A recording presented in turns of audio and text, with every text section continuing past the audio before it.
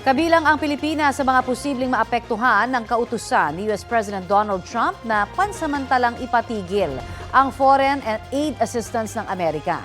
Sinuspinde ni Trump ang foreign aid dahil pag-aaralan daw muna nila kung nakikinabang din ba ang Amerika sa tulong na kanilang ibinibigay sa ibang bansa.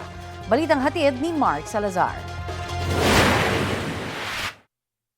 Sabi nga nila tungkol sa impluwensya ng US, kapag bumahing ang Amerika, sisipunin ang mundo. Hindi lang sipon ang aabutin daw natin kapag naramdaman na ang inanunsyo ni US President Donald Trump na pagsuspinde sa kanilang foreign assistance sa ibang bansa. 70 araw o 3 buwan na ang ipapatupad na foreign aid suspension habang nire-review raw ng Amerika ang lahat ng mga ito. Gusto raw kasi ni Trump na matiyak na may pakinabang din ng Amerika sa tulong na ibinibigay nito sa ibang bansa. Kung sakali, sabi ng isang eksperto, malaking dagok ito sa Pilipinas lalo't sa Amerika daw tayo kumukuha ng pinakamalaking US military aid sa East Asia Pacific region.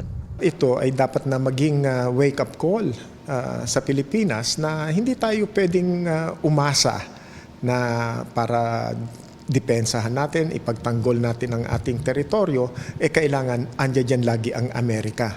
Malaking tulong ang Amerika pero hindi yan sigurado na laging nasa atin.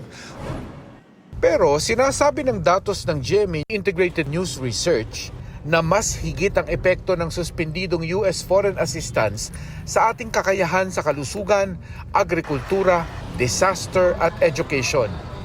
84% kasi ng $258 million na US aid noong 2023 ay para sa economic assistance para sa Pilipinas. Maapektuhan tayo lalong-lalo na kung healthcare yan, no? Lalong-lalo na doon sa mga bakuna, lalong-lalo na doon sa mga assistance na ibinibigay nila sa atin sa pangkalusugan, makakaapekto yan.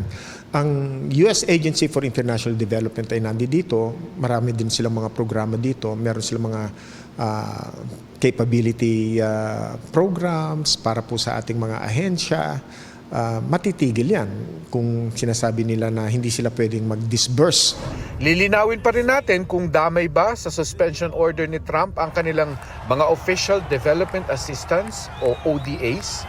$616 million ito noong 2023 para sa 40 mga development projects natin. Mark Salazar, nagbabalita para sa GMA Integrated News.